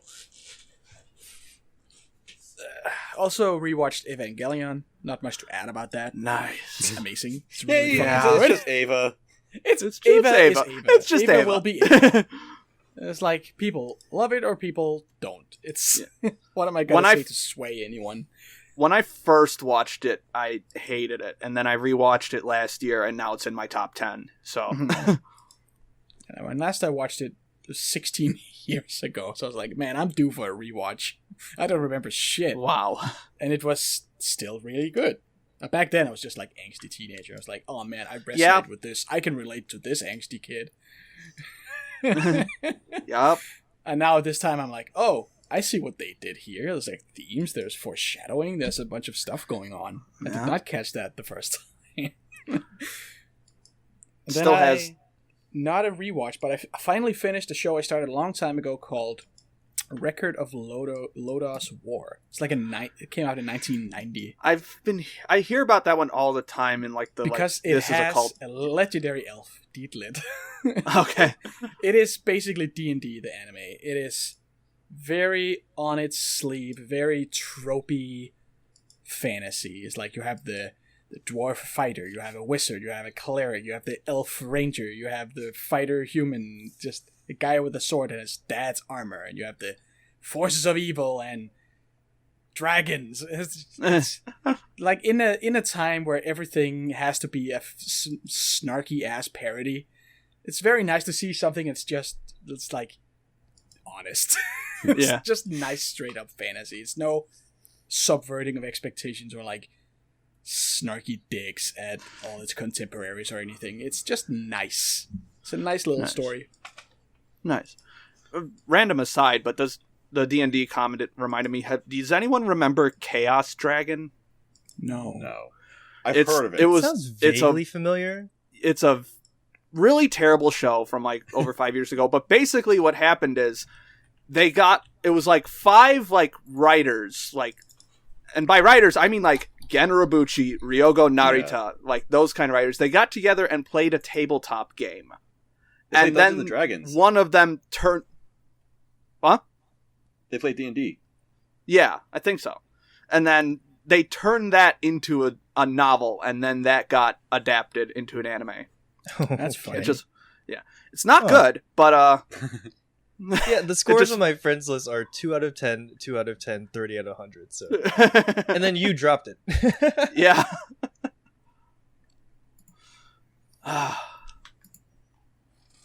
Speaking of D&D, when the fuck will the Goblin Slayer movie get subbed? Is that out? Please. Yeah. I just want to see it. I like Goblin Slayer. I'm not ashamed to admit it. I've got one thing I watched. I said I would watch a lot of stuff this season. I ended up only watching one thing, but I loved it. I watched Choo. Love Chuunibyou. Oh, it's so good. Oh, yeah. Oh. Yeah. Chuunibyou. Yeah, I saw you talking about it on Twitter. Yeah, I don't know what it was. Like, I don't know if it was just the fact that it was, like, I started it when I was at, like, my mentally lowest point, and then I just simultaneously got better, or just because I love Chunies. It's one of my favorite, or just outright my favorite trope in anime.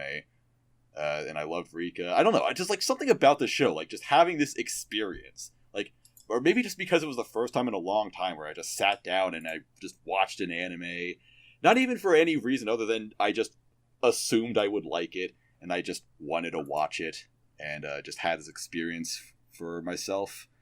It was just really good. Like, just something about it was just so much fun. It was just magical. And Did you watch, like, all of it? Like, all the seasons in the movie? Literally every entry on Mal that the anime has, I have it completed. I saw everything. Nice. Because like, a lot of people didn't like the even second season. I loved it, but I know. Yeah, second season is weird. It isn't like okay. I don't think it's as good as the first season. I do think people kind of blow it out of proportion. Like yeah. I was afraid, like, the way people talk about it, it's almost like people say that, like, the second season was like this total disaster compared to the first. But I don't know. I didn't get that impression. I still liked it. It was just kind of, I guess, messy. Like, I don't think they did enough with the new character. And it started off, like, changing things about the old characters, but then they kind of went back to the way they were normally. I don't know. I just felt like it didn't do enough. Okay. Yeah. Did you watch Take On Me? Because I've heard good things. Yeah, I watched all of it. Excellent movie. Like, literally literally all of Chuunibyou I have seen. Yes. The movie really is got to get on that. A very good time. It has a lot of throwbacks to other Q&A stuff. Yes. Yeah, so the thing about Chuunibyou is, of course, people don't like the second season. But if you like the first season, I think you should power through the second season, whether you like it or not. The movie is like the true end of the series. Yes. And I think it's about as good as the first season, if not the best part of the whole series, honestly. Mm-hmm. Yeah. Like, it really develops Rika and Yuta's relationship a lot more. And it's really just mostly about them. Like, you don't even see the other characters all that much. But it's a really... and it's not like the the newest Hibike movie, where it feels like, you know, they could have made a season out of this, but instead they just shoved a bunch of stuff into a one movie. Like, no, it's well paced for a movie, and it's also kind of like a chase movie almost too. Yeah, it's because they're running like, from the older road sister. Trip movie, chase movie, yeah, and it's really fun. And of course, one of the coolest things about it is that it has a bunch of callbacks to other Kyoto Animation stuff. Like, the biggest one that I noticed is that Rika and Yuta visit Tamako Market. Yeah, they go to Tamako Market. I thought that was get some mochi. Yeah, adorable. Like, it was so cute how they just, like, you know, you see them eating mochi, and I'm like, oh, that kind of looks like the Tamako mochi. I wonder if that's intentional. And then, like, the camera zooms out, and it's like, oh my god, they're there! Holy shit! It's yo! It's the picture of Leonardo DiCaprio pointing at the screen with a beer can. Oh, that was exactly my reaction.